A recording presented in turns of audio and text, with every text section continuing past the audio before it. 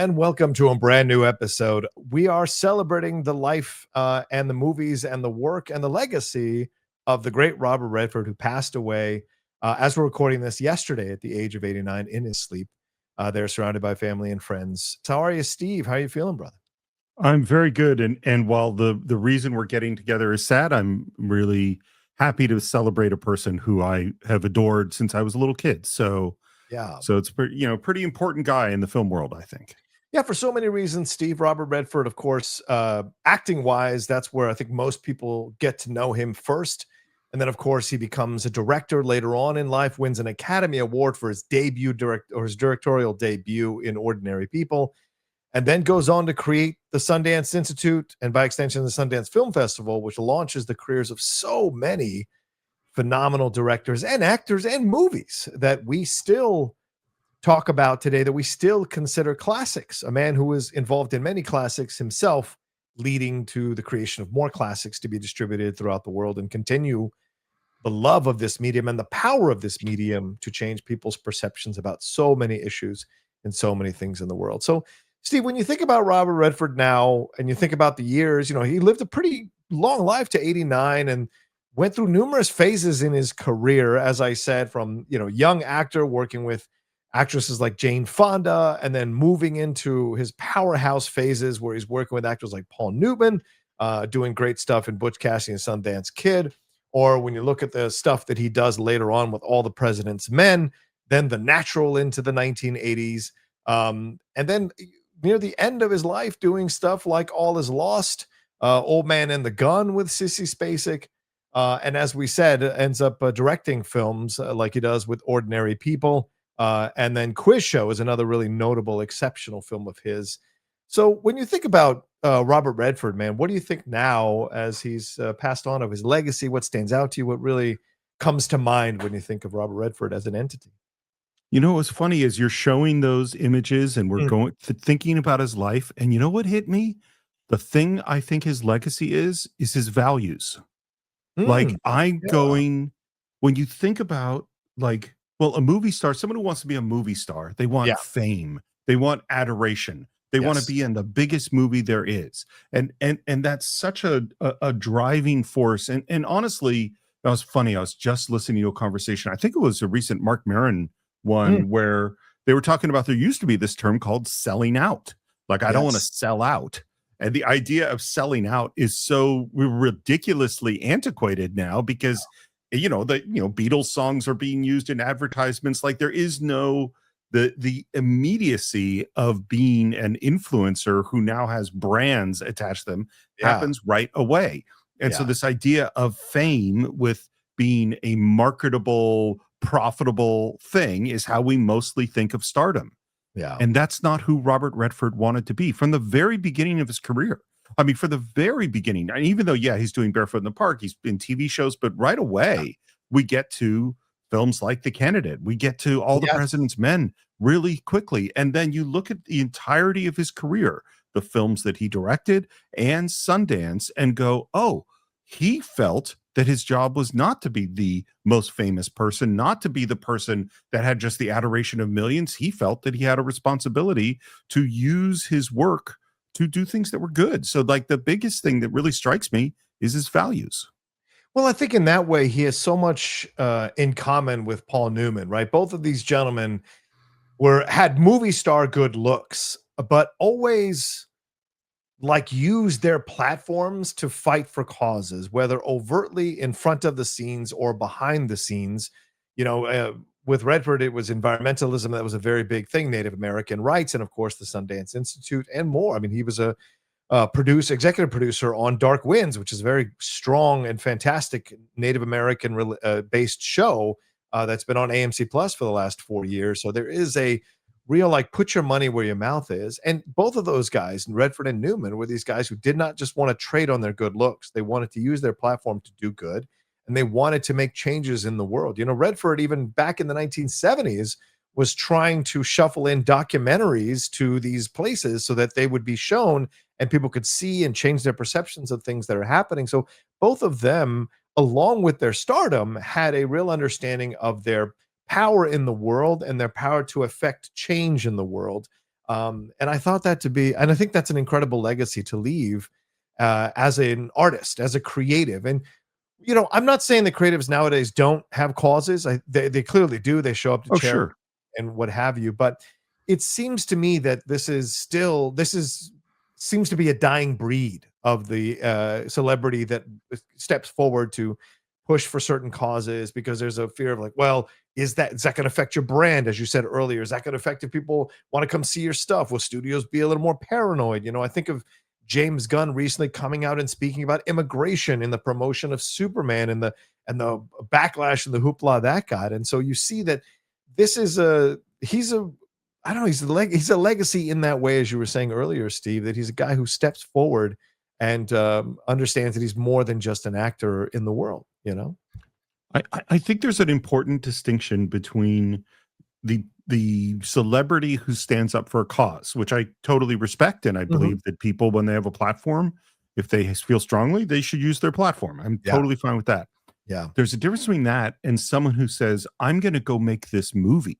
I'm going Yes. to spend the next year of my life devoted to telling this particular kind of story. Right. That's a Yeah. different, there's a way more of putting your money where your mouth is and Yeah. going, and it's also, I think, Redford, I mean, it's kind of obvious to say this, but I think that he saw film as a medium that could be important. And Yeah. I don't, and obviously that's what Sundance is. He didn't see, it's not that he was opposed to making entertaining movies. He Yeah. did make some really entertaining movies, Yeah. but he saw film as like, oh, this is how we can speak important messages about the human condition and who we are, Yeah. And I also think he was drawn, and it's a great point you bring up, Steve. I think the films he was drawn to be a part of or to make were films that explored the darker edges of our humanity. Even something like The Natural, which is considered this like iconic Americana film on baseball, there is a commentary about the danger of celebrity, the danger of being popular, the corruption inherent in sports that still goes on today from owners on down, and accusations of match fixing or game fixing and what have you. And so you see that even recently with Pete Rose getting finally the door open to go into the Hall of Fame, rather, there was corruption around all that with the betting and what have you. So you see that even these things that he's drawn to do that would seem to be mainstream populist filmmaking, or characters that are mainstream and populist because the comeback story and all of that, there's still the darker edges of it all. That's a commentary, as you mentioned, the candidate, all the president's men, downhill racer, even the one with him and Gene Hackman, is a commentary about sports and the desire to achieve certain things in sports and what that can do to you. All of that coursing through in his direction. You're right. Quiz Show is a commentary on corruption within game shows and how that was a reflection of America, and that America was lied to so much in the 1950s and 60s of what was actually going on, or what was being presented versus what was actually going on. Or the Milagro Beanfield War, which I know wasn't a film that did well, that wasn't that successful at the box office, but was a commentary with a social point of view. And I think those are essential to understanding Robert Redford, is that he was drawn to these kinds of projects, and they really brought out the best of him as an actor. I'm just thinking about how often he played characters that were put in a position of moral choice, like a Yeah, character who you generally think is a good person, yeah. but then they're put in a place and they don't know exactly where they're going to go. And it's Mhm. interesting because we think of like Redford is the hero, and the hero is going to do the heroic thing. But when you think about 3 Days of the Condor, it's like what he does with Faye Dunaway is really scary at a Yeah. certain point. Yep. It's like, oh, here's this guy who just seems like this nice, nerdy guy who reads a lot of books. And now he's put in this position. And what is he going to do? And the Right. same when you're watching The Sting, there's like, yeah, he's the young guy, but we don't always know if he's going to make the right choices, like the same is true in like Jeremiah Johnson. You don't quite know. And then the candidate, which is just an incredible, so the two, Yeah. so it's always a funny choice when we're going to do one of these shows, is I go, what am I going to watch? And in Yeah. this case, we decided to do the show yesterday. So Right. I didn't have a lot of time. And I was going through, like, I don't need to watch The Natural. I don't need to watch The Sting. I remember those movies. We just did them a year ago. I Right. remember them perfectly well. So the two that I chose to watch, I wanted to get to quiz show. I didn't make it. That was the other one I wanted to watch, was Jeremiah Johnson and The Candidate. Those are the two movies I watched yesterday because I hadn't seen them in a long time. And they're both morally ambiguous films. Yes. They both were like, this is a character who wants to do the right thing.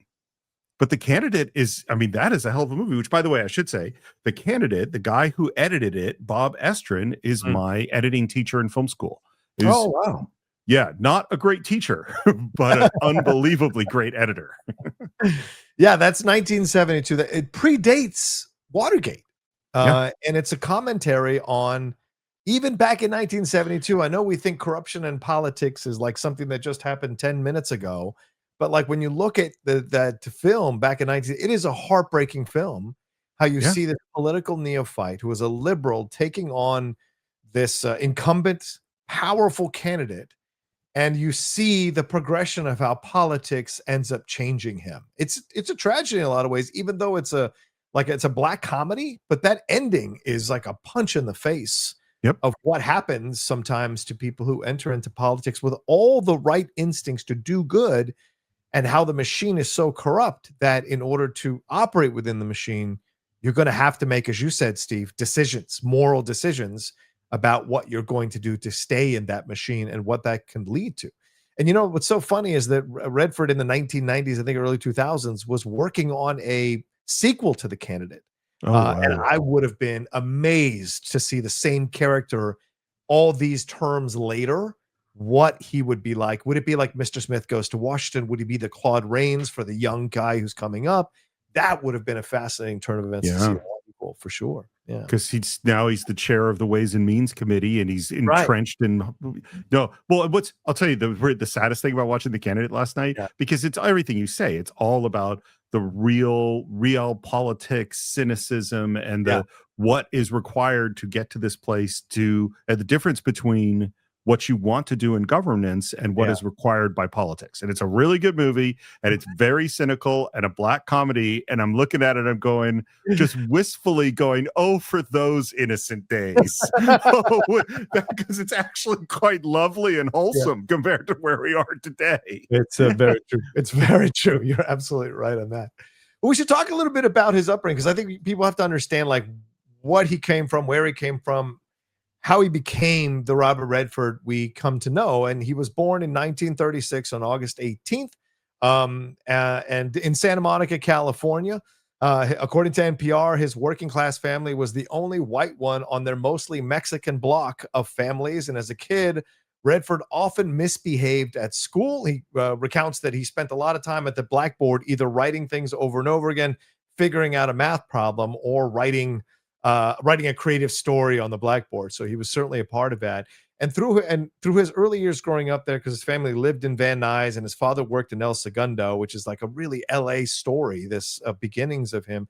His family often traveled to Austin because they had relatives in Austin for his maternal grandfather. And that's where he says he developed his environmentalism and love of nature, was his childhood in Texas. He ends up going to Van Nuys High School. He describes himself, quote, as a bad student who found inspiration outside the classroom in art and sports. And when he was younger, he even went through a mild case of polio when he was 11, which I didn't know about. I didn't know that. Yeah, doing the research, I didn't know about that either. When he graduates high school, he goes to the University of Colorado in Boulder, but he's only there for a year and a half. For those of you who are big sports fans, you know that's a university now that Deion Sanders is the coach of the football team there. But yeah, he went there for a year and a half. He was drinking heavily while he was there, and as a result, he lost his scholarship and was expelled from school. And so because of that, he went on to travel in Europe, and he lived in France and Spain and Italy. And in order to save up enough money to study painting in Europe, this is a hardscrabble kid getting in trouble in LA who is now traveling Europe after flunking out of college because of his drinking issues. He works on an oil rig to save up enough money to study painting in Europe. Now, how many people are working on an oil rig who want to become a painter in Europe? And he comes back to the U.S. after to enroll in art school at the Pratt Institute in New York. He later studied the painting there and took classes at the American Academy of Dramatic Arts, class of 1959 in Manhattan. But the way he finds himself into acting is because he was interested in set design. And that's how he got into theater, and then by consequence got into acting. And that's where we start to see the process of Robert Redford. So what an interesting path that he walked here, Steve. This is when someone who was born and then from a young age was doing plays and his family supported him and he went into acting school, then went out and was getting roles. He's a guy who lived a myriad of different lives before he ended up an actor. And I think that's why he's such a different actor when he finally becomes one, you know? Now I want to see the small startup business. Is 1969, 1971 company started up by Robert Redford and Harrison Ford. Harrison Ford did the carpentry. Robert Redford was doing the paint work. I'm sure we could find a young plumber around the same time. The thing listening to your story, and I mean, look, I'm just going to say it exactly the way I feel it. I picture Robert Redford at 20 whatever years old showing up to paint the set at some theater company, and everybody looking over going, well, who is that guy? Like, I mean, this is one of the most stunningly beautiful men in the history of Hollywood, in my opinion. Like, I mean, look at him at such a young age. Look at that. I mean, that's incredible stuff. Yeah. And by the way, that movie, that's Barefoot in the Park, which is where he started on Broadway. And it is, if all you've ever seen are the classic Redford romantic lead things, go back and watch Barefoot in the Park, because he's really, first of all, I love Neil Simon. Neil Simon writes great dialogue, great comedy. He's really good at it, you know? Yeah. And Barefoot in the Park, I mean, also Barefoot in the Park, that is another film where he is like this rigid guy who's got a way of doing things. And Jane Fonda is the one that is kind of trying to break him out of this idea of how this essentially a stick in the mud and trying to break him out of this approach to the world, and how he navigates that in this relationship at that time, because it mirrored what was going on in our world, right? There was the clash of the younger with the older, the silent majority, as Nixon called it, versus the young people who were rebelling against everything in the free spirit movement, you know? So you saw that he was reflecting society, even in a film like that, which of course is based on the Neil Simon play, but Neil Simon writing it, but this is a character he was drawn to play. And you think about the process of what he went through. I think you're absolutely right, Steve. I think I read some tributes to him where people were quoted as saying when he walked into the cafeteria, it took your breath away seeing him in the cafeteria. So clearly people knew he was attractive. And maybe he was one of these guys, again, from the beginning, who knew he was attractive, probably knew he got attention all the time, but was not comfortable trading in on it until he could use it for what he wanted to use it for, which, as you said, maybe from the beginning, he knew that film or stage could be a place for him to do something more than just be a pretty face. And I think that's maybe why he stayed in the background a little bit until he was ready to come to the foreground with his acting. I have a crazy theory. This is based on nothing, but I'm just going to throw it out there, which is so there's the nerd who can't get girls to check them out, and so they devote themselves to their guitar playing, their comedy, their coding, and that's how they find their way to success. Maybe Redford's the opposite, which is that getting girls to pay attention to him was no problem whatsoever. He wasn't interested in it. So he was interested in, I want to do this other stuff that's more important. I mean, I know I probably told this story as many times as any story in the Cine-Files, but I still, so Redford, when he did Barefoot in the Park on Broadway, was directed by Mike Nichols. So when Mike Nichols is going to cast The Graduate, he's looking at the character, and the character description of Benjamin is a blonde-haired, blue-eyed California surfer type. So the first person he thinks of is Robert Redford to play Benjamin, because that's how it's written in the book. And he's talking to Redford, and he's pretty much decided to cast him, and says, so Bobby, tell me, have you ever not scored with a girl? And Redford turns to Mike Nichols and says, what do you mean not scored? And it was that moment that he realized that Robert Redford could not play this part. Yeah, you know, in doing research for him, there were articles that stated that he also felt that the part would have typecast him, and he didn't want to be typecast at that time as well. So maybe it was like a mutual understanding that it wasn't the right situation for him, because he also turned down the role in the George Segal role in What Happened to Virginia Woolf. What is it? Is it Virginia? Who's Afraid of Virginia Woolf? Who's Afraid of Virginia Woolf? I got Who's Coming to Dinner locked in with something else. So yes, Who's Afraid of Virginia Woolf. By the So, way, that's yeah. a good combo. Is we're somehow combining Guess Who's Coming to Dinner with Who's Afraid of Virginia Woolf. We got Spencer Tracy, Katharine Hepburn, Elizabeth Taylor, Richard Oh, Burton, oh my Sidney God. Poitier. This is going to be a hell of a show. I'm down. I'm down. But yeah, so you see that, and so he has that. He opens the door into acting, and he gets into he gets trained at the American Academy of Dramatic Arts, as I said, and as Steve alluded to, his big Broadway show was Barefoot in the Park, but he made his Broadway debut in a small role in Tall Story in 1959, then parts in The Highest Tree in 1959, Sunday in New York, which is so those of you old enough to remember the classic play that was in 1961. And yes, Barefoot in the Park comes in 1963. He made his screen debut, ironically, with an adaptation of Tall Story. So both Tall Story and Barefoot in the Park leading to seminal moments in his life as an actor, both on stage and on screen. He also earned an Emmy nomination as Best Supporting Actor for his performance in The Voice of Charlie Pont in 1962. He did a lot of TV before he got onto the stage and onto the screen. He was in Alfred Hitchcock Presents, The Twilight Zone, Naked City, Maverick, The Untouchables, The Americans, Perry Mason, Route 66, Dr. Kildare, The Twilight Zone, The Virginian, Tate, and Playhouse 90, among other shows as well. So, this is the thing sometimes we forget. Oh, he showed up on screen, but like there's all this work of him working on these TV shows, working on his craft, building up his resume, figuring out what he wants to do as an actor.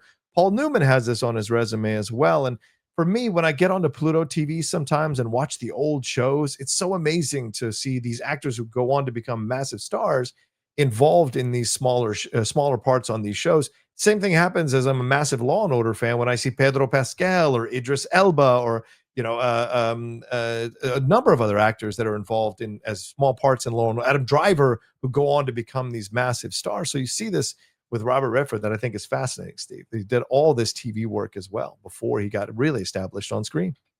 That you took the words right out of my mouth. That I was going to say is like this idea today is, well, obviously, if you're an actor who lives in New York, you will be on a CSI and one of these and one of those. Right.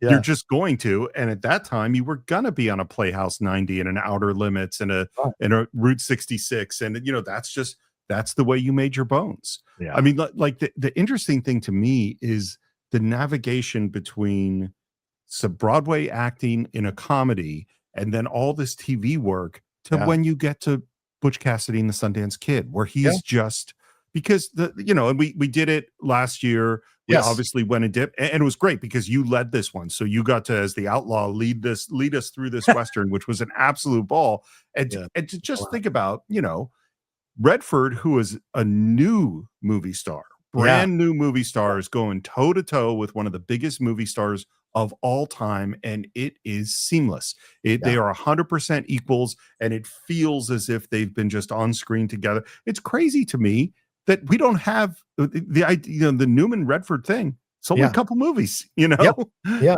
only a couple of movies, but I think that's what makes it magic. I mean, the Pacino De Niro thing has already outstayed its welcome.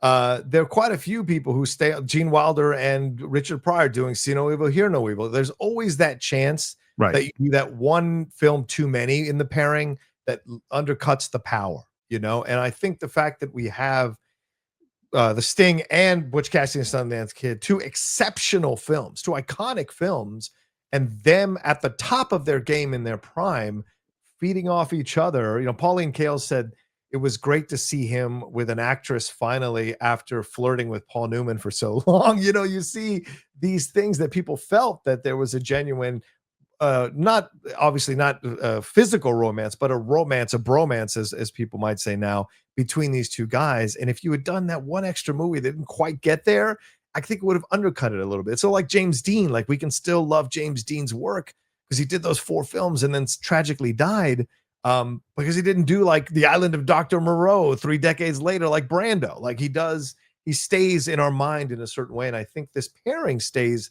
as a magical pairing. Or for Steve and I, like the Beatles, like, yes, it would have been great to see the Beatles get together in the 70s or 80s or 90s, but nothing says they would have made the same music, the same kind of music that they did in the 60s, and so that you have that element to it, which I thoroughly enjoy. But let's get into the there's oh, yeah, sorry, I was just going to say there's something satisfying about having the box set. You're like, this is right. it. This is the complete collection of that thing. Yes. There are no there's no Muhammad Ali fighting Larry Holmes to worry about. Oh, yeah. Like there's this is it. This is where it is great. It is perfect, and enjoy it. Yeah. There's no Marvel's phases 4 and 5. No, I'm just joking. I'm just joking. Don't get mad. Don't get mad at me.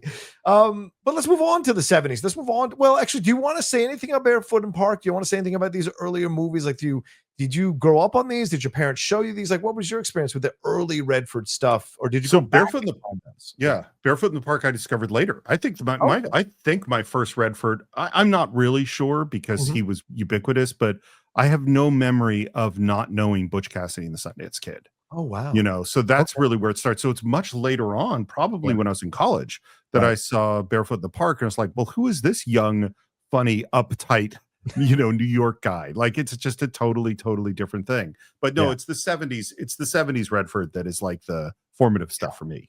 Well, where do you want to start? Do you want to start with Butch Cassidy's Sundance Kid? Do you want to start here and explore this relationship, explore his work in this movie? I mean, this is the one that Paul Newman and the director had to convince the studio to cast Robert Redford in this role, because according to one recollection, the studio executives said that he was too generic, too bland to play the role, which I find to be just insane, because the chemistry and what you got from this guy was amazing.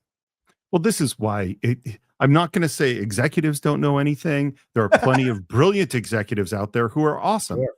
But, the William Goldman quote, "Nobody knows anything," is a pretty good one in terms. I mean, we could hear all sorts of stories, like it pops up in my feed all the time. Matt Damon turning down Avatar. You know what I mean? Like all sorts of smart people miss the cool thing. Yeah. I think the most brilliant thing for me about Butch Cassidy and the Sundance Kid is the choice in casting, because in my memory of it is we did this a year ago, but initially they were like, well, Paul Newman should play Butch, or should play Sundance, because that's the cooler character. And Newman wanted to not be cool. Like that was like the comedy. It's Newman putting himself in that position of being really smart and funny and goofy and continuing to make mistakes and continuing to be frustrated, and Sundance playing the straight man, essentially.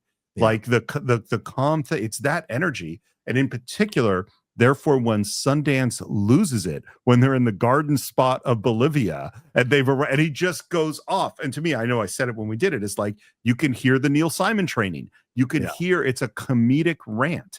And getting to that point is just perfect with the two of them. It's such a confident performance, and again, this is a guy who's still making his bones. They had to fight for him to be in this movie. I mean, I liken this to Pacino in The Godfather. They had to fight to put Pacino in The Godfather.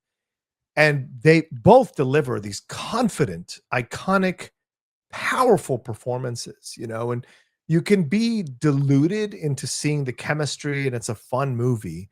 But there are moments where you see that kid who got in trouble as a young man, that kid who had to go to Europe because he flunked out of school because he was drinking and became too much of a drunk to stay in school. You see that Redford had this inner anger, this inner rage that could come out in certain moments, and certainly in the ways that he treats Catherine Ross in certain moments. You see that come through, or the when he explodes at Butch about not being able to swim, not knowing how to swim. These moments of rage from him that I think are great layers to the character that he builds in the movie. So by the end, we're so in love with them because we've seen all of them as who they are in these various situations, that we feel that moment when they run out. And very smartly, they don't show them getting, like, it isn't a Sam Peckinpah ending of The Wild Bunch. We don't need to see it because they've done so much to establish them, and that we have it in our mind. We get to keep them as these as these heroes in our minds without seeing them cut up in the way they are. But there's so much throughout the movie that he's just so powerful as an actor, man. And you feel for him. Even when you see him in these bad moments, you still feel sympathy for him, because he's just a frustrated guy who's trying to just get his head above water. And aren't so many of us like that in life? Well, we don't turn to crime, but so many of us who try to keep our head above water, You know, what just occurred to me is how many of Robert Redford movies, not Mm. that he had control of these, end with an ambiguous moment, Oh, end yeah. with a sudden moment. So obviously Butch and Sundance, the ending is like one of the most iconic endings in all of film. But Yeah. I just watched The Candidate, and The Candidate definitely has Yes. an ending that's just sort of, okay, it's what do we do now? You know, Right. the end of All the President's Men is a very like, here's okay. You know, like and you think about too, like the ending of Ordinary People, you Right. know, I would say too, the ending of Quiz Show doesn't just go like, and here's what's good and Yeah. here's what's bad. He like goes, takes you through a thing and Yep. goes, all right, there you go, deal with that. And You then the know, family now has to deal with this, and we don't see what happens to the family nope, afterwards, but now we know the family is forever changed because of what happened. Yeah. yeah, Yeah, I agree. Even the ending of Downhill Racer, that exchange, I don't know if you've seen it, but the I exchange was he a long has. time ago. I have almost no memory of it. Yeah, Yeah, yeah, the exchange he has with the other racer, I think he's German at the end, so it's been a while since I've seen it. There's something in his eyes before he's carried off in victory, like there's something else that's there. As you say, ambiguous ending, it's not spoken, but there's something else, and it's up to the audience to decide what was in his eyes in that moment, and I appreciate that. Again, it's just he's drawn to these kinds of roles, or he brings that interpretation of these kinds of roles that keep you in that place. And after I mentioned a Downhill Racer, if you guys haven't seen that, I think it's a Criterion. You guys can watch that. I highly recommend it. The Hot Rock, a lot of people like The Hot Rock as a oh, fun, I've never seen it. Yeah, yeah, fun heist film with him and George Siegel, Ron Liebman, one of the great character actors who passed away as well. And we did his movie in Zorro the Gay Blade as the alcalde. And Charlotte Rae is in this one. Moses Gunn is in this one. So I highly recommend it as a heist film if you guys haven't seen that one as well. now, And then- okay, I think I have seen it. Yeah, I think I okay. have. You know those movies where it's like Sunday afternoon and it's like you're switching Yes. channels. Perfect I movie. tell there's another one because you said George Siegel, and I just all these images of him like Oh, Fun with yeah. Dick and Jane, or there's something like the killing of the great French, who's killing the French chefs of Europe. Yes. I think I have seen the Hot Rock. I have like images in it in my head, but I'm not 100%. I mean, heist films were big in the 70s. We know that, Yeah. right? All the way up until Thief and with the Michael Mann film in 1980. But then he moves on to do Jeremiah Johnson. As you said, Steve, this is yet another character here. He's a soldier who is disillusioned with society.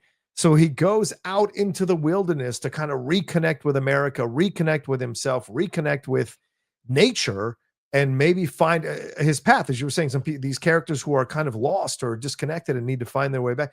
This is all throughout Jeremiah Johnson. We haven't done this one yet on the Cine-Files. I can't wait till we do it. But what are your thoughts on this? Is one of my favorite Westerns. It's an unusual Western in many ways. So this is one I chose to rewatch last night, not Oh, just yeah. because it has one of the great memes of all. It's a weird thing that Greatest. movies are now famous because they contain a famous meme. It's just a strange Yeah. world that we live in. It's true. But I wanted to watch it because it was one that I didn't remember well and had seen a lot. And I was like, okay, let's check. And I'll tell you the experience I had watching it, which Yeah. is, and I've really only had this experience twice. And the other one, strangely enough, do you remember Spirit Stallion of the Cimarron? Of course. Yes. I remember the experience I had watching that movie was just this is the world before humans came along. Like the Right. wide open spaces of our world Yeah. that was the normal world a couple hundred years ago. And Yeah. I think Jeremiah Johnson, more than any other movie I can think of, has the feeling of, oh, this is what it's like to be alone.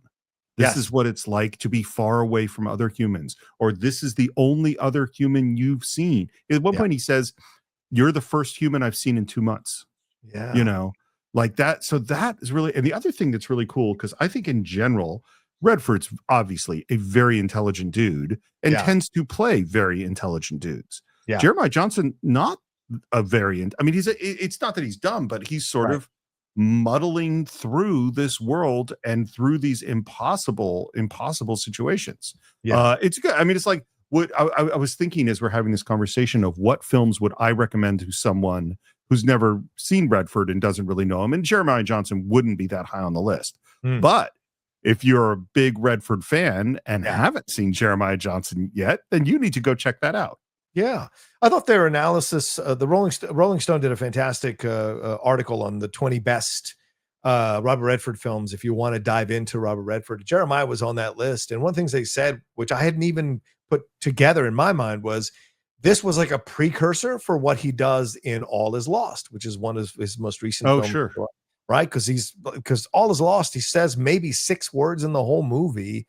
JC Chandor, I think, directed that one, and he just is there with him, man versus nature in the boat. How do I live? How do I survive? What happens if I don't? And Jeremiah is kind of in that way as well. The war happens and he wants to go off and figure out where he fits now, and reconnecting with the land is his attempt to try to figure out. It's almost like a Theodore Roosevelt Western, right? Because TR did that after his mom and his wife died on the same night. He went off to go live in the West, even though he was a congressman currently in New York at the time.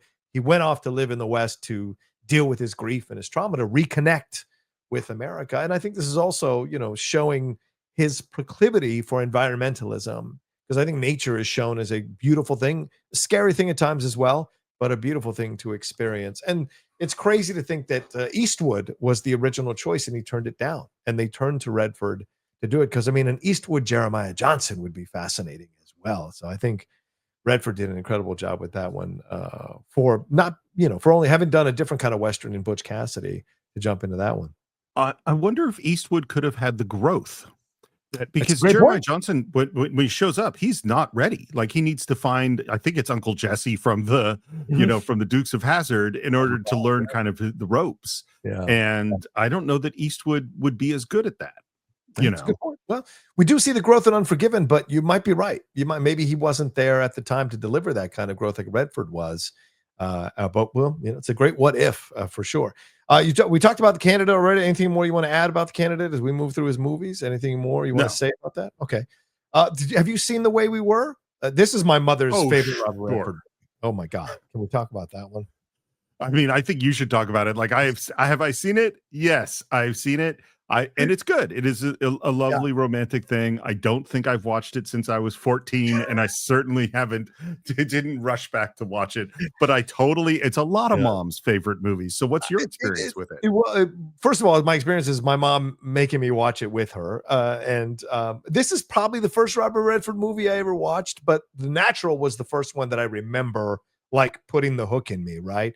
But The Way We Were is because my mom used to sing the song all the time. She's a big Barbra Streisand fan, my mom. And so I was inundated with Barbra Streisand music growing up, for sure. But this was a fascinating, and it's Barbra Streisand also at her peak. She is in her power here as this New York person versus, the Santa Monica person and Robert Redford, how they make this relationship work, the ins and outs, the back and forths. And on paper, you wouldn't put these two together.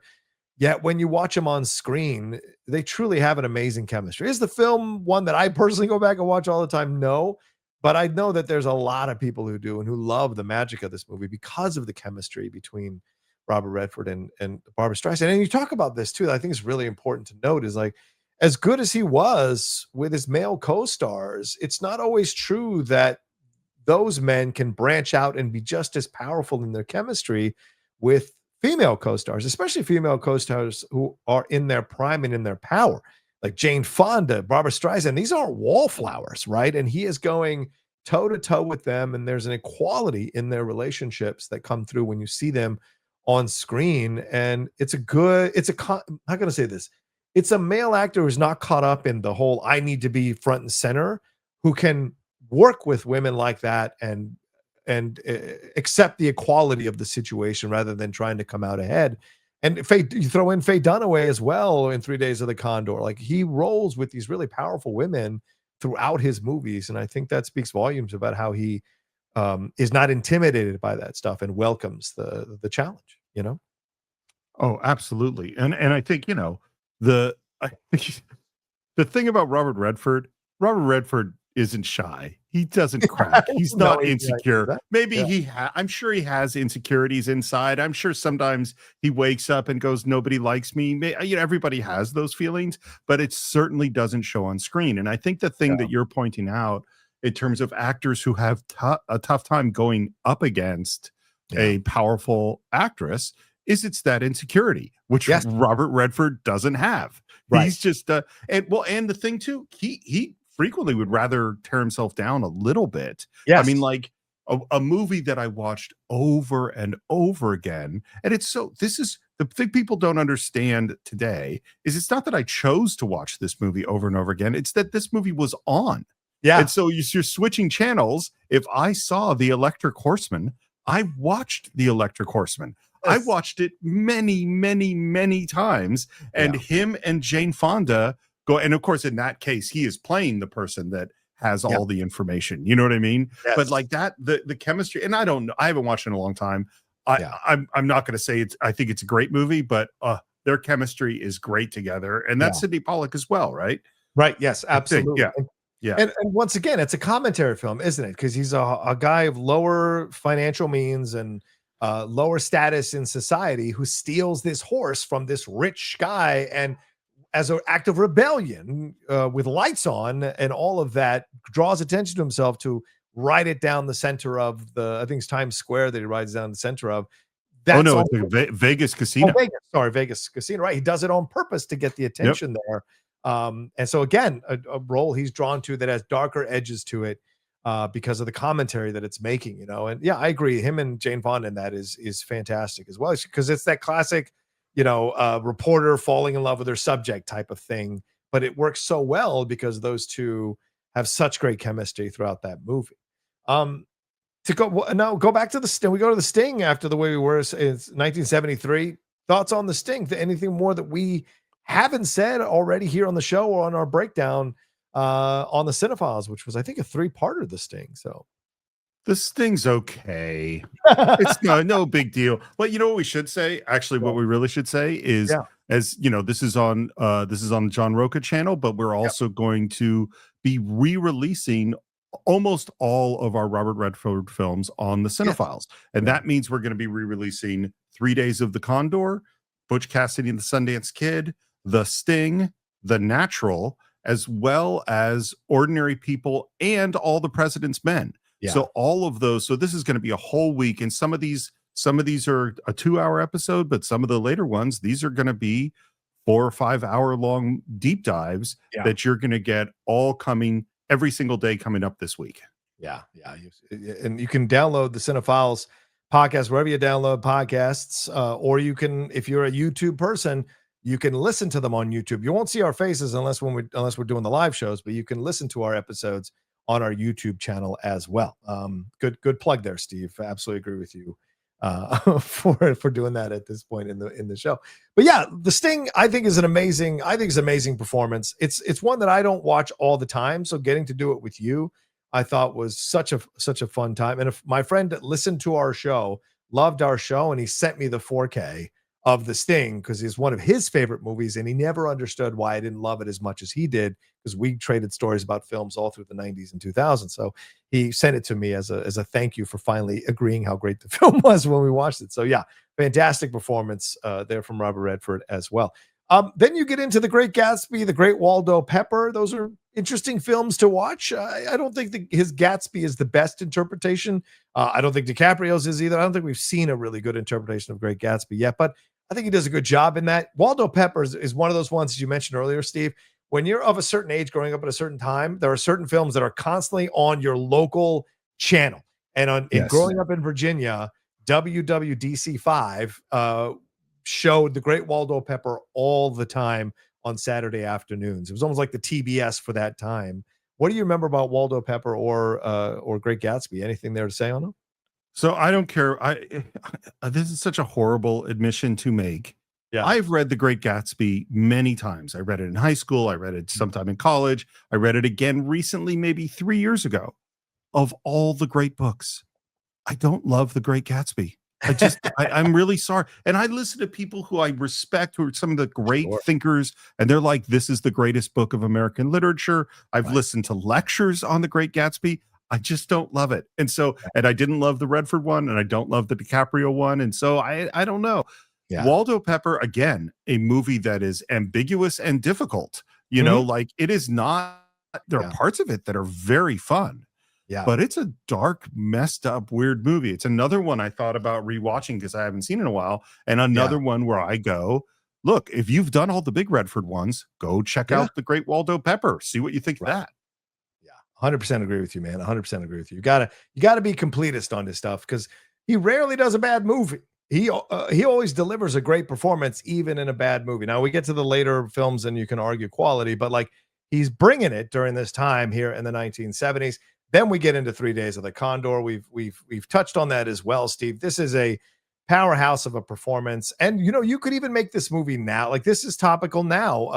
A guy who's part of an intelligence agency, something a certain operation happens, people are killed, and he's got the information to out what's really going on here, and has to rely on his wits and rely on the help of Jane Fonda, or sorry, not Jane Fonda, Faye Dunaway, in order to achieve what he needs to achieve. And we see, like, I think we see the full gamut of Robert Redford as an actor. We see him charming, we see him roguish, we also see him angry, we see that streak of his, that strong streak of his when he gets into his angry moments, and then we see him in the end, becoming the hero that turns things around because of his obstinate belief that there's a difference between good and evil.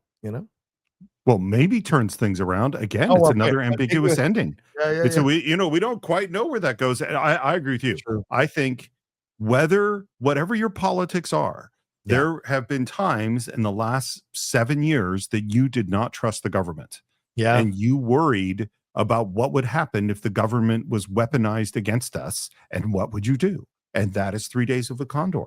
And not know. And the great thing about it, it's not that 3 Days of the Condor, you go 100%, these people are evil. It's Right. that you don't know. It's that you know some things of the things that are going on, but you don't know all of them. And so Right. you never are 100% sure on who you can trust or what. Yeah. Great point, Great, Steve. great movie. And it was a great conversation we had with our guest, Steve Jones. Yes, absolutely, on that movie. And let's move on to the big movie, man. All the President's Men. This is, I feel like, in an actor's career, there are films that they're leading to. And this is one that they absolutely led to. And this is one that Robert Redford, as you said in our breakdown, Steve, was instrumental in making this happen, getting the rights to the book, wanting to do this thing.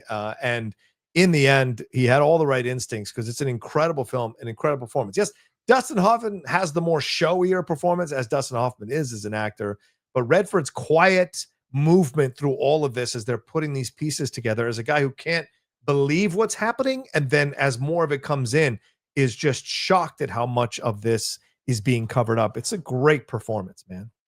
So this is really it just proves the thing we've been talking about this whole time. This is Redford at the peak of his power. Yeah. And what does he choose to do at the peak of his power but go right into the most controversial political event of their times? And what's really, and I remember it from when we had our discussion with Karen, my ex, who's a great guest on the show, and we talked about that, is I remember that it's not just that he's instrumental in getting the movie made. He's instrumental in telling the story of Watergate, because the book hasn't come out yet. Right. He's the one that convinces Woodward and Bernstein to tell the story from their perspective. Yeah. They were going to tell the whole story from the perspective of the Watergate break-in. We're reporters. Reporters are not supposed to be characters in their own story. It's Robert Redford that convinces them to tell the story that way. And this is why it's like he's not just an important figure in film history. He's an important figure in history, and the tenaciousness of what they tried to do with that movie, the accuracy. I mean, that's an intense film, and people don't understand it. It is literally being made while these events are happening. You know, that's crazy. It's so crazy. How topical, and the timing of that film and what was going on. So great. Excellent point, Steve. After All the President's Men, and that's I mean, if I'm going to tell you to start anywhere with Robert Redford, if you're not going to go Butch Cassidy and The Sting, maybe you're not into heist or westerns, All the President's Men, man, that's a great entry point into Robert Redford. Then he does a small part in A Bridge Too Far, which everyone was in that damn movie. Then he does The Electric Horseman, as we spoke about just a few minutes ago. But now we go into the 80s, which I think is a bit more where we start to see a little bit more of the spottiness and decision making and the choices he makes for the films that he's in. I remember seeing Brubaker as a young man. That one doesn't get enough credit as a damn good Robert Redford movie. He's a warden who it's just essentially undercover boss before there was undercover boss. He's a warden who masquerades as a prisoner in order to fix the prison system. And for those of you who don't remember, in the 1970s, that was a massive deal. It doesn't mean that prison reform isn't still talked about nowadays, but in the 1970s, it was very controversial that all these practices were being revealed about how horribly prisoners were being treated in these prisons. And so this film, again, Steve, a darker film, a topical film exploring an issue that had gotten a lot of attention over the last few years in the 1970s before this film came out in 1980. It freaked me out as a kid. I think I saw it. I think I saw it relatively young. I probably saw it on Showtime in 1980 or 81, and it was intense, you know? Like I honestly, I don't think I've seen it probably in 25 years. So I don't have a strong memory of it, except that it was really intense. Yeah. Him and Yaphet Kotto have such an interesting relationship throughout the whole movie. And you have a young Morgan Freeman in this film as well, a young Jane Alexander, who, of course, I love from Great White Hope, a young David Keith. Our friend Murray Hamilton from Jaws is in this movie. Oh, there you go. So a lot of great actors, but yeah, exploring the corruption within the penal system. And it is a depressing film. You know, this isn't Birdman of Alcatraz. This isn't Escape from Alcatraz. This is an actual honest exploration of how prisoners are being treated and how much people didn't want to listen to their complaints because they're prisoners. They're no longer human to a lot of society, you know, and I thought that was an incredible job he did in that film as well. Now we move in from Brubaker into our 3 years later. This is 4 years later. He takes a break for a long time. And what a way to come back, brother. He comes back with The Natural in 1984. I mean, one of my favorite episodes, breaking down this movie with you recently and revisiting this movie. I'll never need an excuse to do it. It is my number one Robert Redford film.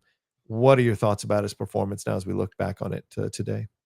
Well, I said how much I loved it, and it was my favorite baseball movie and among my favorite sports movies when we did it the first time. I said the same thing when we did it the second time. I adore this movie. This is Americana comfort film food. It is so beautiful. It's lyrical and pastoral, and Robert Redford timed it so perfectly with his age. Because if he did this 6 months later, he's too old. He's right at the edge where he could pull this off, and it gives me all the feels. It has the incredible score, incredible cinematography, great supporting cast with Glenn Close and Wilford Brimley. It's just, and it is the apotheosis of the baseball movie. It is the perfection. This is exactly why baseball is America's pastime, and why, in my opinion, along with boxing, it is the two greatest sports to make films about. Yeah, no, agree with you 100%. And, sometimes I think people disregarded his acting because he was only nominated, I think, once for an Oscar. He won numerous Golden Globes. He won awards from other places. He did get an honorary Academy Award, but he was rarely nominated or recognized by the main body, the Academy, there for his work.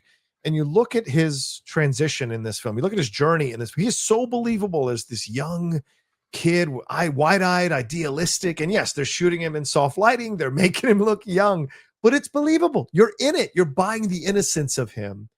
And so and then the scene with him and Joe Don Baker, who's playing the whammer, and when he strikes him out, you see that there's this youthful excitement of what's to come. And that's so important to make us believe in that.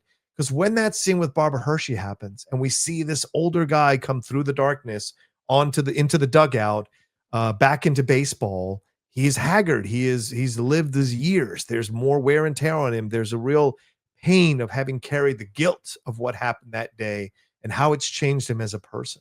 And so we go on a second journey of him coming back to that kid. And it's a great performance from him throughout as he's playing off of the people who are trying to help him and the people who are beholden to him, like the team, and the people who are trying to destroy him. You know, you mentioned great actor Robert Prosky, Darren McGavin. I mean, it's incredible to watch him go toe-to-toe with each of these actors who get nice fleshed out portrayals by the actors themselves, so it's great stuff there in The Natural. From The Natural, we move on to Out of Africa. I still have not seen this one, Steve. It's still a blind spot on my Robert Redford resume. What are your thoughts on Out of Africa? I don't even have a picture for it. It was always one of Karen's favorite films. I haven't seen it in a really long time. It's good. It's totally it won the best picture. It did. Is it do I think my guess is it's probably pretty dated. You know, there's certain movies that win Best Picture where you Mm, don't go, this is not a bad film. You know, like you don't like it's not an offense right, that it wins Best Picture, but right. just over the years you start to go, oh, there were more interesting movies going on. But Like Meryl Color Purple. Streep, yeah, Color Purple, I think is a much more interesting movie. Meryl Yeah, Streep is great, Redford's great. Like it's beautifully filmed. It's good. yeah, yeah. Then we go into some interesting choices. He does Legal Eagles, which I think is a interesting choice. Him and Deborah Winger, Daryl Hannah is this supposed pyromaniac, and the only thing I remember about this movie is the song from Robert Redford, "Love Touch," and then the Jeez, yeah. pairing of Deborah Winger and Robert Redford. Do you have any memories of Legal Eagles? No, I really don't. I know that I've seen it, but I really have no memory of it at all. Yeah, it's such an odd choice. And then Havana comes in, which I think he had a personal interest in trying to talk about what was going on there in Cuba at the time. Again, and a connection to his social but it didn't come off as a great film. I think him and Lena Olin have nice chemistry in the movie, but it just isn't, one of those ones that you go back and need to watch, in my opinion.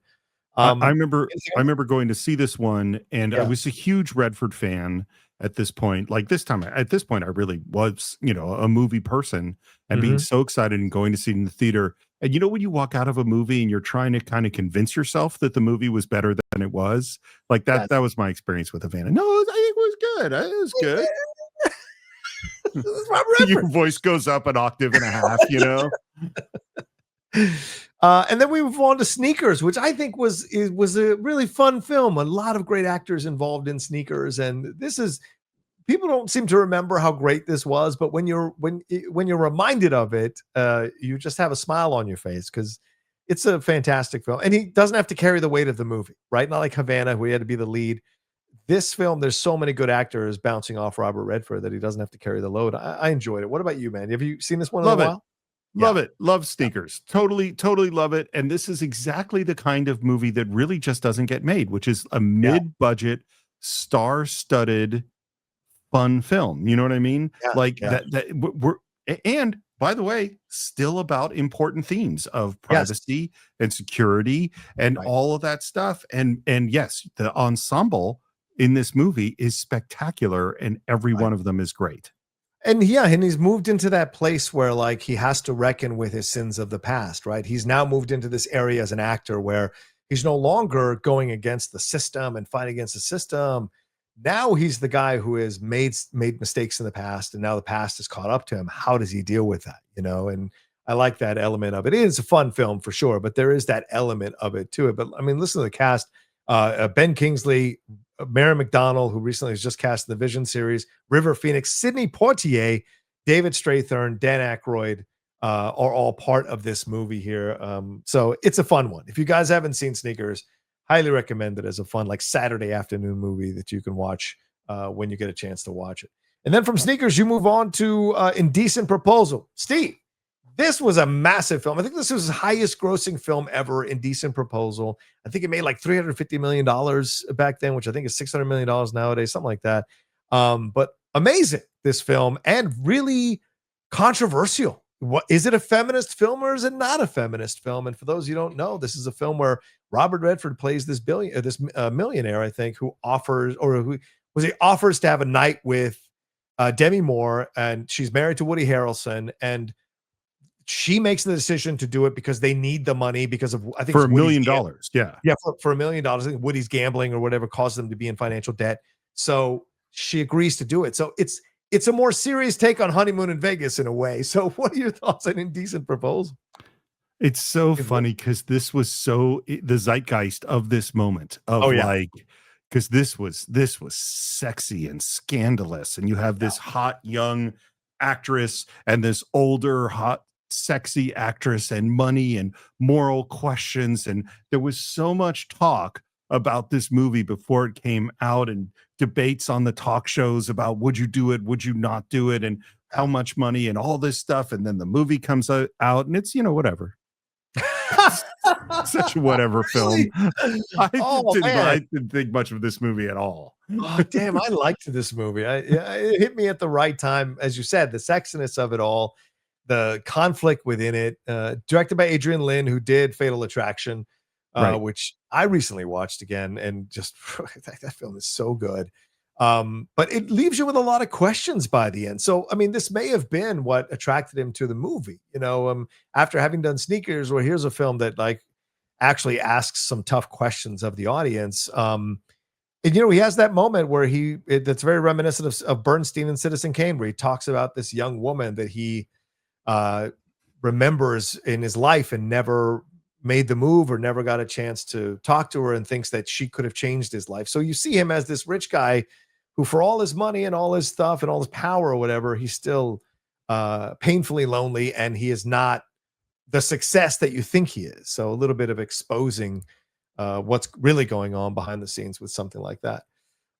Then you go into Up Close and Personal, The Horse Whisperer, Last Castle, Spy Game, An Unfinished Life, The Clearing, Lions for Lambs, The Company You Keep. Anything about those movies? Any of those movies stand? I kind of put them all together because I think they're just kind of a run of things where he, I think, gets into some financial trouble in his real life, and so he's having to make some movies here.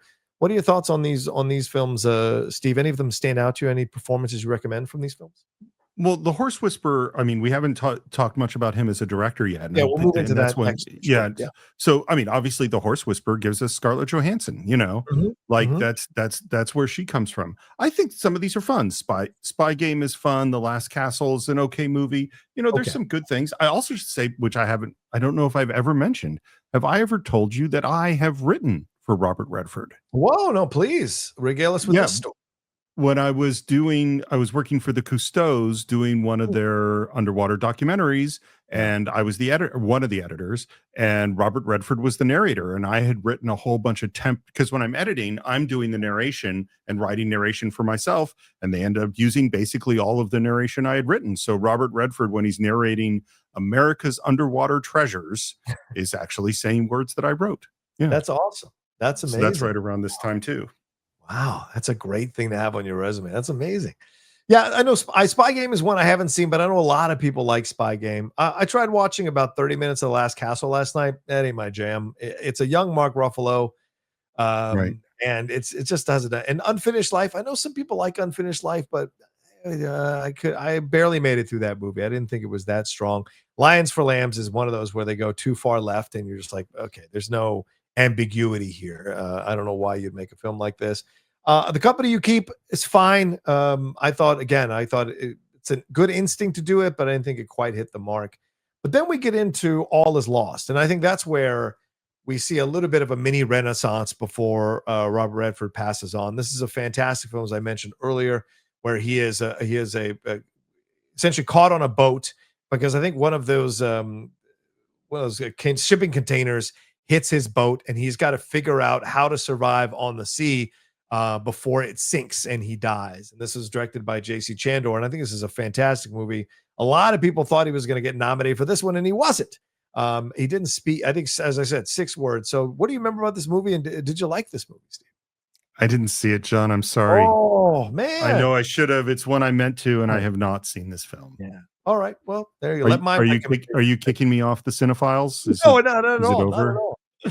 No, I just look forward to the day you do see it. I hope you do see it in the future because I think it's a good one for you to check out as well. Then from All Is Lost, we move on to, of course, Captain America: Winter Soldier. Steve, I mean, this is an incredible performance he delivers here as Alexander Pierce, and who better to bring on from the '70s than this icon of anti-establishment and political thrillers like Robert Redford to play this head of Hydra, right? I think it's It, fantastic. it's great. It's perfect casting. And this is one we also have done on the Cine-Files. I think we Yeah. decided we're not going to re-release this one as Right. part of the Robert Redford tribute because it's not his movie. Right. But when he's on screen, it is fantastic. And what's really great about watching him play a bad guy is that Robert Redford intelligence and confidence and clarity Yeah. that makes him such a great performer, makes him a great antagonist. Right. Yeah. Good point, man. And I'll just and there are other movies, but I'll just highlight one last one because we don't want to make this go too. Oh, geez, we're over an hour. We need to get into the directing and other stuff here. But yeah, you look at Old Man and the Gun. If you haven't seen Old Man and the Gun, I think this is his final last performance. And again, evoking the greatness of his 1970s performance. You can absolutely see elements of Butch Cassidy and the Sundance Kid, or even the Sting in this movie. And it is great to see both Sissy Spacek and Robert Redford, these iconic 70s actors, deliver two beautiful performances in their golden age. And it's actually it's a very well directed film from David Lowery, and I think it's one last final goodbye from Robert Redford as an actor without intending it to be that. And if you enjoyed him in the 70s, this is the best thing that evokes that time in his work from that time for you to enjoy. Have you seen this one yet, Steve? I'm sorry, John. I get two in a row. I hope that we don't get a third strike on this episode. It's going to be terrible. I hope not either, man. But I highly recommend them, dude. But you can watch these two back to back, All Is Lost and Old Man and the Gun, and enjoy an afternoon of Robert Redford for sure. But let's get into his directing, Steve. And I know we're getting close to wrapping up this tribute, because I know we have a limited time together on this. But what are your thoughts about his work as a director? You being a director yourself, what do you love about his work and things like Ordinary People, Milagro Beanfield War, The River Runs Through It, Quiz Show, which we spoke about, Horse Whisperer, which you mentioned, Legend of Bagger Vance, Lions for Lambs, The Conspirator, The Company You Keep, and his Cathedrals of Culture, which is the last thing he did in 2014. Your thoughts about him as a director and his work as a director?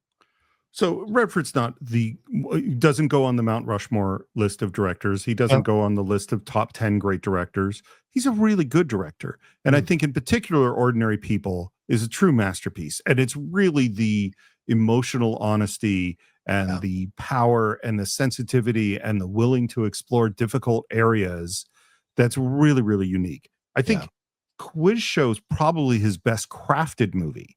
I mean, it's complicated. There's a lot of threads to keep straight. It's a period piece, and I think he absolutely nails it. And then I think it's kind of like, I like Milagro Beanfield War. It's an interesting film. Legend of Bagger Vance, again, we were just talking about when we just talked about Green Mile, but here we have another magical Negro figure. I mean, it's right there. I mean, it's okay. Like, these are there. He's a good director. He knows how to do it. But I don't think he goes on the list of great directors. Yeah, I agree. I think he was called to do Ordinary People, and he was called to do Quiz Show at those times in 1980 and 1994. I think A River Runs Through It. I mean, that and Legends of the Fall, to me, I put them both together in the same pile of good efforts, but not great movies. And I know some of you may enjoy those films, and I totally respect that. But for me, they're good efforts, but they're not great movies. I agree with you with Milagro. I mean, that's one as a Latino in 1988. I was excited for that film, and it didn't quite 100% get there. But it's not unwatchable. It's certainly a decent film. It's not what you hoped it would be. For The Horse Whisperer, I think it's a little too. How can I say this? It's a little too soft filtery as a movie. Yeah. It's just a little too romantic, and you would hope that the guy who was in The Natural would take that approach to something like The Horse Whisperer. But it felt a little too like The Rainmaker from Coppola. I get what you're doing, but I don't see the artistry here as strongly as I would like to see. But you're right. There's Scarlett Johansson. That is the film that put her on the map. And of course, this is Kristen Scott Thomas, just right after, I think a couple years right after English Patient. So makes sense to put her in the movie. And they have nice chemistry, all three of them. I just don't know if that was a good interpretation of that novel. But I agree with you. Then it's really not that great going forward with the rest of his movies. So let's wrap up by talking about his activism, Steve. When you see, and we mentioned it earlier in our conversation, but when you see him supporting so many causes here, certainly an LGBTQ plus advocate as well, but environmentalism, Native American rights, and of course the Sundance Film Institute and what he did in promoting independent film. What are your thoughts on his legacy on that end of things? Well, I mean, obviously my politics and Robert Redford's politics align pretty well. And so I'm proud of and support all the causes that he went after. But I think when you think about influence, there's all of the causes he supports, and then there's Sundance. And it is, I think there is an argument to be made that while I didn't put him on my Mount Rushmore of directors, he might be among the most important people for the evolution of the art of film of anyone who has existed. I was just looking at, so here are some of the movies that came out of Sundance. Yeah. Sex, Lies, and Videotape, Reservoir Dogs, Clerks, Little Miss Sunshine, Blair Witch, Napoleon Dynamite, Whiplash, Boyhood, American Psycho, Fruitvale Station, and who are these people? Soderbergh, Tarantino, Paul Thomas Anderson, Richard Linklater, Kevin Smith, Ryan Coogler, Damien Chazelle, Greta Gerwig. All these people came through Sundance. Jordan Peele, Sean Baker, like the entire art of film was totally transformed by that film festival and its morals and priorities. Yeah, and it came along again. He has incredible timing in his career as an artist, as a creative, and as a human being. It came along just at the time when independent film was going to explode. And you could argue that he either took advantage of that in terms of the timing, or it was a massive reason for independent film becoming a powerful force in the world of films during the 90s and on, and even now. Because I mean, you look at the documentaries, you mentioned all the all the theatrical fictional films, but also the documentaries here. American Dream, When We Were Kings, a show that was our second show or first show that we did here on the Cine-Files. Summer of Soul, which is the Questlove recently, which is an incredible documentary on Hulu, highly recommended. Citizen 4 and Crip Camp. Those are just some of the documentaries that came out of Sundance. So not only just the actors and directors and writers and producers of fictional film, there's also documentaries that came through, which is something, as I said earlier, was in his heart from the 1970s on, this idea of the power of documentaries. And as you and I are both lovers of documentaries, I think it's an essential thing to mention with his legacy as well. So yeah, I mean, just being, and it still endures, even though I think he sold the stake there, the stake that he has in it. And it's kind of, again, the timing of this, he passes on right before the last Sundance that's going to happen there in Park City, Utah, before it moves, I think, to Colorado. So that is just so interesting to see it going that direction. But yeah, he was also instrumental in the Sundance Channel, and other things that connected with the Sundance Institute as well. So again, as we said at the beginning of this tribute, as we're wrapping up, a man who has a legacy, has a very powerful legacy, not only on screen and behind the camera, but also out in the world as an activist, and which is a term he absolutely hated. And as they called him the grandfather of independent cinema. And I think that's a great characterization for the power he had, as you said, Steve, earlier, of his effect on the world of film and how he has changed the world of film. And he arguably could belong on the Mount Rushmore of great people who've changed film and kept the medium going and introduced us to an amazing array of voices, diverse voices that we would have maybe never normally gotten a chance to hear and listen to and watch and enjoy. That to me is his real legacy. I just am thinking, as we've been talking and going back to where we started, which is that even from the beginning of his career, he believed that film could say something, and he believed in ambiguity, in like not actually giving clear, rigid right and wrong answers, but exploring some of these gray areas. And then you go to Sundance, arguably his life's work, and Sundance is saying, no, this is an art form. Film is an art form that can say something. And in particular, it's an art form that can say something when you find unique voices and voices who's haven't been heard before. And so he goes like, there's gold here.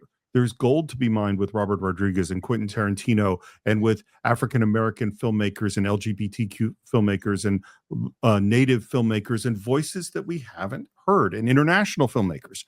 And that it's okay. And this is really, if there's one Sundance aesthetic to me, it's that Sundance is okay with having a movie that you walk out of and go, I don't know how I felt about that. And then you have a discussion. And look at all of Redford's work. I mean, that's really fits into it. And that is a powerful legacy. And in a world where film is frequently trying to tell you exactly how you're supposed to feel when you get to the end of the movie, I think we need some of this Redford-like ambiguity, Yeah, it's a great point, man. And I'll wrap up our tribute with two quotes from Robert Redford that I think people should think about and have in their lives now because of everything that's going on in our world. And you speak about the ambiguity. This is a quote he gave NPR back in 2013. He said, "All the films I've made are about the country I live in and grew up in. I am not interested in America as black and white or blue or red. I was interested in the gray part where complexity lies."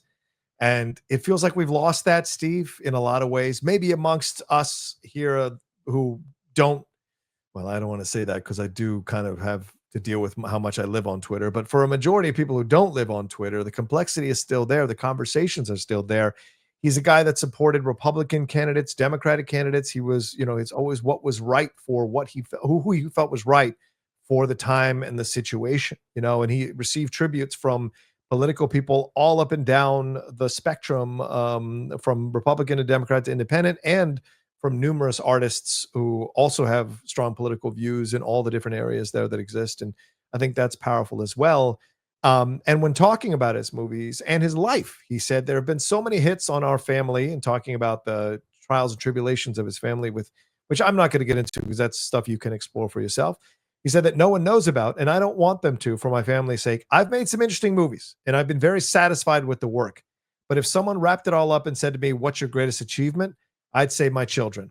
They're the best thing in my life. And so I think that's an incredibly powerful thing to end on, to understand, because as great as he was as an artist, he understood what was important in life. And I think that's a window into Robert Redford as a human being.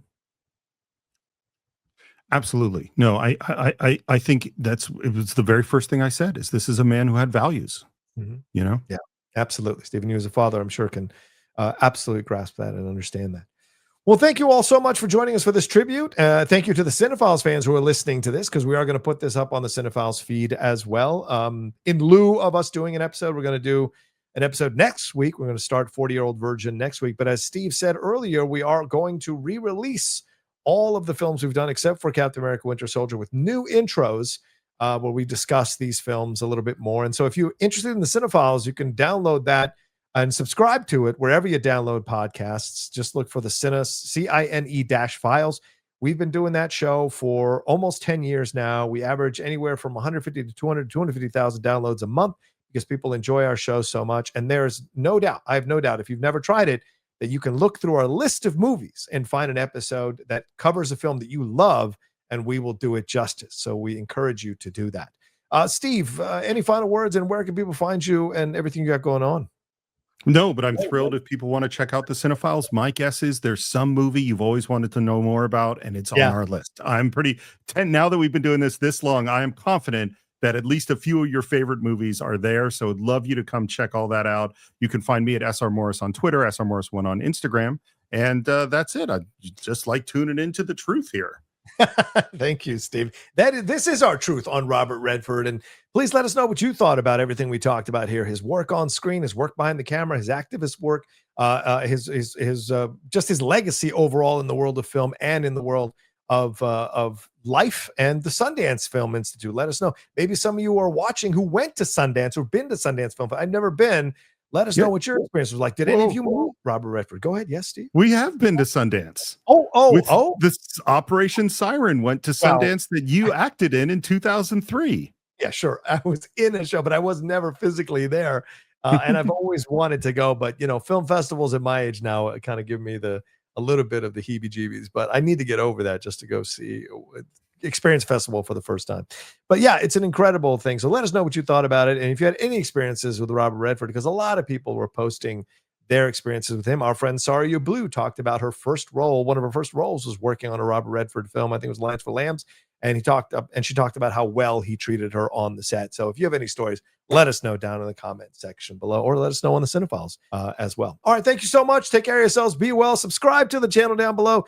Hit that bell button. Follow me at The Rocha Says on all social media. Take care of yourselves, and rest in peace, Robert Redford. Our best to his family and everyone connected to him who loved him. Take care, everybody.